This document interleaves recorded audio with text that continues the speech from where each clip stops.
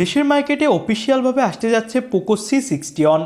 ফোনটা লঞ্চ করা হয়েছে ব্যাক সাইডে গ্লাসের সাথে অস্থির একটা ডিজাইন নিয়ে, এবং এই ফোনটার ডিসপ্লেতে দেওয়া হয়েছে 90 হার্জের রিফ্রেশ রেট। তাছাড়া ফোনটাতে একটা ভালো চিপসেট ব্যবহার করা হয়েছে, আর এই ফোনটার প্রাইস রাখা হয়েছে মাত্র 7,000 টাকা। তো বুঝতেই পারছেন ফোনটা খুবই অস্থির একটা ফোন।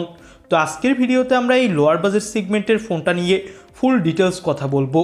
দেশের মার্কেটে এই ফোনটা কবে কি আসবে, দেশের মার্কেটে আসলে ফোনটার প্রাইস কত কি হবে, এবং দেশের মার্কেটে অফিসিয়ালভাবে আসবে কি না, এবং বাজেট অনুযায়ী ফোনটা কতটা ভ্যালু ফর মানির, এইসব বিষয় নিয়ে বিস্তারিত কথা বলবো আজকের ভিডিওতে। ফোনটার ব্যাকসাইডে দেওয়া হয়েছে গ্লাস, এবং এর ওয়েট এবং এর থিকনেস কিন্তু বাজেট অনুযায়ী আমার কাছে ভালোই লেগেছে। 3টা কালার ভেরিয়েন্টে আপনি মার্কেটে অ্যাভেলেবেল পাবেন ফোনটা। ব্যাকসাইডে বড়সড় একটা সার্কেল ক্যামেরা বাম্প দেওয়া হয়েছে, যেটা চোখে পড়ার মতো, এবং এই ফোনটার ব্যাক সাইডে গ্লাস দেওয়ার ফলে ফোনটা দেখতেও অনেক বেশি জোস লাগছে। হাতে নিলেও ভালো হ্যান্ডস অন ফিল পাবেন। সাইড মাউন্টেন ফিঙ্গারপ্রিন্ট সেন্সর পাবেন এই ফোনটাতে। ফোনটার উপরের সাইডে থাকছে 3.5 মিলিমিটারের অডিও জ্যাক। এই ফোনটাতে ডুয়েল সিম কার্ড স্লটের পাশাপাশি এক্সট্রা মেমোরি কার্ড স্লটও পাবেন। সামনে দেওয়া হয়েছে একটা water drop notch cutting display. তো ওভারঅল যদি বলি তাহলে ফোনটার লুক ডিজাইন কিন্তু আমার কাছে ভালোই লেগেছে। আর এই ফোনটার ডিসপ্লেটা হলো 6.71 ইঞ্চি মাপের, যেটা HD প্লাস একটা IPS LCD ডিসপ্লে। আর এর রিফ্রেশ রেট দেওয়া হয়েছে 90 হার্টজ। তো এখানে মোটামুটি স্মুথ পারফরমেন্স পাওয়া যাবে, এবং এর স্ক্রিন টু বডি রেশিও 82.9%। তো বুঝতেই পারছেন ডিসপ্লের চিন বেজেলস কিন্তু অনেক কম। কর্নিং গরিলা গ্লাস 3 এর প্রোটেকশন পাবেন ফোনটার ডিসপ্লেতে।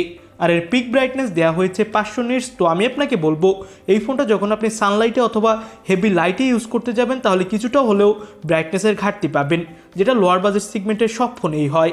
8 মেগাপিক্সেলের প্রাইমারি ক্যামেরার সাথে সাথে 5 মেগাপিক্সেলের সেলফি ক্যামেরা পাবেন, এবং এই ফোনটা দিয়ে তোলা কিছু ছবি আপনি দেখতেই পাচ্ছেন।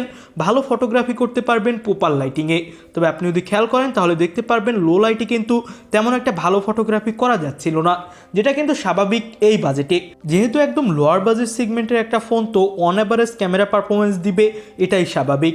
তো ওভারঅল যদি বলি তাহলে ফোনটার ক্যামেরা কোয়ালিটি কিন্তু বাজেট অনুযায়ী ঠিকঠাক, কারণ এই বাজেটে সাধারণত সব ব্র্যান্ডগুলোই আমাদের এই সেম লেভেলের ক্যামেরা কোয়ালিটির ফোন প্রোভাইড করে থাকে।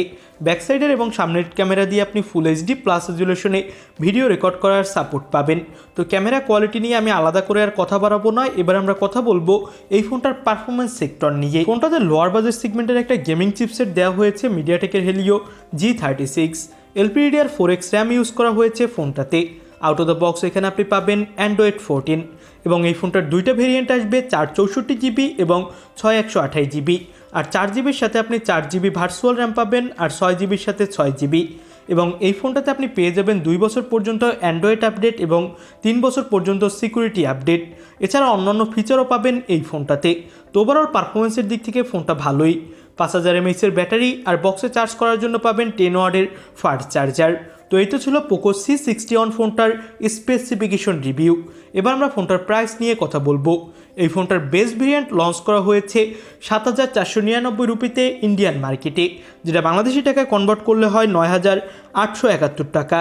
এবং বাংলাদেশের মার্কেটে যখন এই ফোনটা আসবে তখন এর প্রাইস হবে আশা করা হচ্ছে 11 থেকে 12,000, সর্বোচ্চ হলে 13,000। এবং এর 6128GB দেশের মার্কেটে আপনি 15,000 টাকার আশেপাশে কিনতে পারবেন। তো ওভারঅল যদি বলি তাহলে এই বাজেট সেগমেন্টে কিন্তু ফোনটা আমার কাছে ভালোই লেগেছে।